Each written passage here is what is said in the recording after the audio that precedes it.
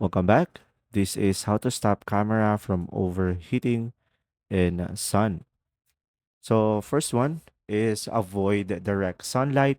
You could use an umbrella, lens hood, or even your body to keep the camera cool. Another one is limit recording length. So long continuous 4K or 8K videos pushes sensor to the limit. So record in shorter clips and let the camera rest in between. Another one is lower the resolution and the frame rate. So dropping from 4K to 60 FPS to 1080p to 30 FPS reduces the processor heat dramatically.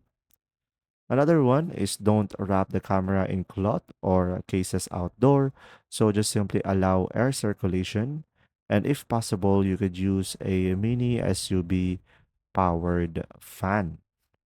Now, guys, if overheating persists, even with the precautions I provided, you could just simply check for firmware updates or consider a model designed with better heat management. I hope this video helped you understand more. Thanks for watching.